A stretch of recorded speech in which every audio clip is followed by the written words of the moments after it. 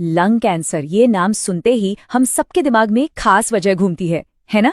फेफड़ों का कैंसर मतलब एक बहुत ही गंभीर बीमारी जिसके बारे में हम सब जानते हैं और शायद ये भी सोचते हैं कि हम इसके कारण को भी जानते हैं। लेकिन क्या हमने कभी रुककर सोचा है कि जो हम सोचते हैं वो कितना सही है?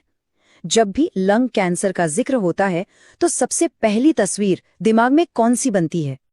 जाहिर है एक ही जवाब आता है, स्मोकिंग यानी धूम्रपान। सालों से यही माना जाता रहा है कि फेफड़ों के कैंसर का सबसे बड़ा विलन सिगरेट ही है और इसमें कोई शक भी नहीं कि ये एक बहुत बड़ी वजह है। अच्छा, तो अब कहानी में एक बहुत बड़ा ट्विस्ट है। क्या हो अगर कोई कहे कि ये सिर्फ आधी सच्चाई है, क्योंकि हाल के कुछ आंकड़े एक ऐसी हकीकत सामने ला रहे हैं जो हमारी इस आम सोच को पूरी तरह से बदल सकती है। 50 से लेके 74%, ये कोई छोटा मोटा नंबर नहीं है। ये उन लोगों का प्रतिशत है जिन्हें 2021 में फेफड़ों का कैंसर हुआ पर वो सिगरेट नहीं पीते थे। जी हाँ, ये संख्या इतनी बड़ी है कि इसे अनदेखा किया ही नहीं जा सकता। और देखिए, ये कोई सुनी सुनाई बात नहीं है।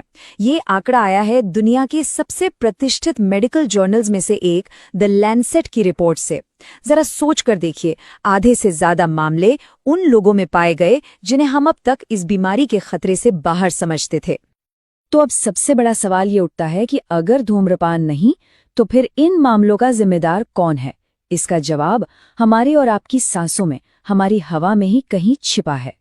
जी हाँ, वायु प्रदूषण। लैंसेट की रिपोर्ट साफ साफ कहती है कि पूरी दुनिया में जो हवा की क्वालिटी खराब हो रही है और जो प्रदूषण बढ़ रहा है, वो अब धूम्रपान के साथ साथ फेफड़ों के कैंसर का एक बहुत बड़ा कारण बनकर सामने आया है।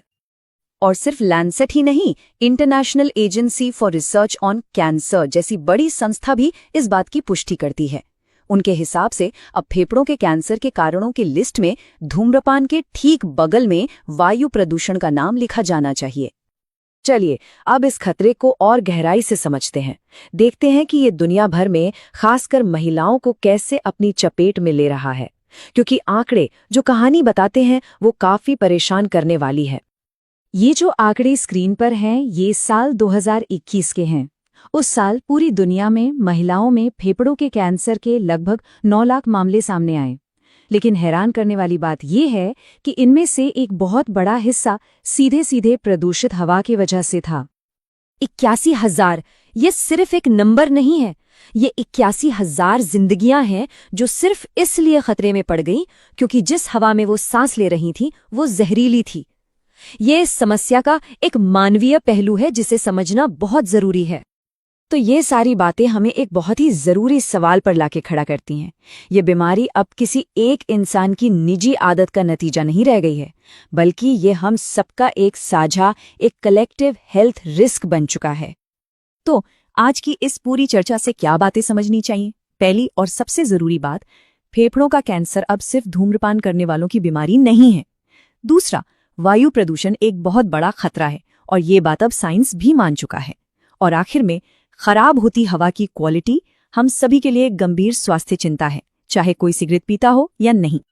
तो अगली बार जब फेफड़ों की सेहत के बारे में सोचा जाए तो सिर्फ सिगरेट के धुएं से आगे देखना होगा, उस हवा पर भी सोचना होगा जिसमें हम सब सांस लेते हैं। ये सवाल सिर्फ सरकारों या वैज्ञानिकों के लिए नहीं है, हम सभी के लिए है कि हम अपनी सांसों को सुरक्षित रखने के लिए क्या कदम उठा सकते हैं।